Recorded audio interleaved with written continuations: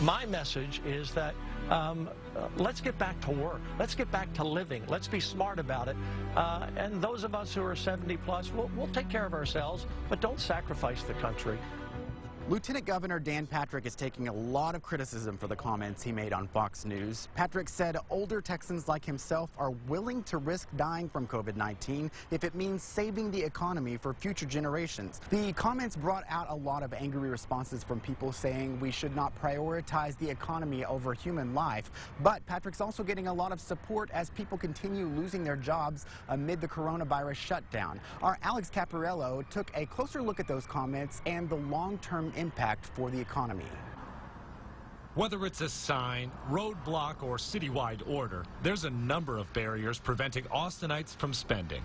That notion has the lieutenant governor pushing to get back to business. As a senior citizen, are you willing to take a chance on your survival in exchange for keeping the America that all America loves for your children and grandchildren? And if that's the exchange, I'm all in. His plan is just crazy, and it's ridiculous that he would even say something like that. Can you see how the lieutenant governor's comments might have been shocking to people? So, look, a 2 or 3 week economic shutdown, I think we can handle. If it's 2 or 3 or 4 months, or even 9 months, that's going to be very, very hard to come back from. I think that's basically the message the lieutenant governor is trying to convey. A months-long shelter-in-place will cost Austin's economy billions of dollars. Experts predict the unemployment rate could skyrocket to 30 or even 40% in some sectors. Experts say the hardest hit is going to be the hotel, restaurant, and tourism industry. Despite that damaging financial forecast, economists say the best thing for you to do to help your city recover is just by staying put. This is going to be one of the first cities to recover. With social distancing measures in place and a stimulus bill on the way, Austinites have a chance to make this crisis as painless as possible. Listen to what the government authorities are basically saying. Stay home. Hopefully this is going to be temporary. Alex Caparello, State of Texas. Thanks, Alex. Lieutenant Governor Dan Patrick held a teletown hall the day after he made those comments, and he did not back down, saying that people need to get back to work sooner than later. We cannot shut down the country for 2 months, 3 months, 6 months, 12 months. I mean, it would be a total disaster. Even 60, 90 days will be an economic collapse, which can then lead into, social society breakdown. President Trump said he hopes that the nation will be back to work by Easter. That's just 2 weeks away. This week, our Anna Wernicke spoke with Vice President Mike Pence, who leads the nation's coronavirus task force, about what he expects to come next. Do you think Easter is a realistic timeline to get back to normal?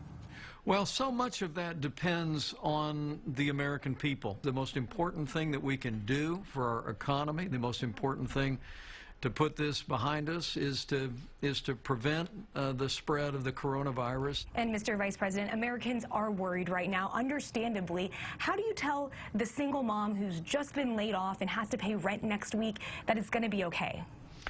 Well, I want to tell any American that's been laid off or lost their job or is worried about a paycheck that help is on the way. It's going to speed financial support directly to American families and directly to small businesses that employ people all across this country.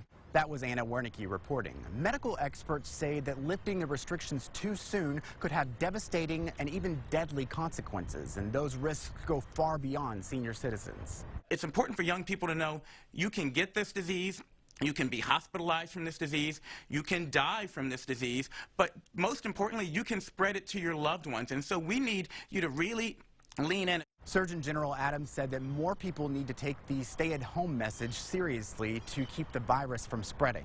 Not everyone is following the guidelines. In Austin, we saw groups of people gathering outside Barton Springs Pool and the park. That has some people asking why the city isn't doing more to enforce the stay-at-home rules. Austin Mayor Steve Adler said it's up to everyone to follow and enforce the rules. Those orders have the capacity to have someone fined or to have somebody put in jail. But as a practical matter, this is not something that we could ever truly enforce to the degree that would be necessary for this to actually work. This is something we're going to have to enforce among ourselves. This is something that we, as a community, are going to have to want enough so that we police ourselves and so that we remind others around us who might not be noticing that this should be top of mind. Adler said the city has seen some success with self-enforcement. He pointed to the city's order to have people stay 6 feet apart at groceries and other stores. Adler says that has been working largely because of efforts of businesses and the general public, not law enforcement. Hospitals need medical supplies, but right now they're hard to find. Now the federal government is stepping in. The punishment for those caught hoarding and selling at a high cost.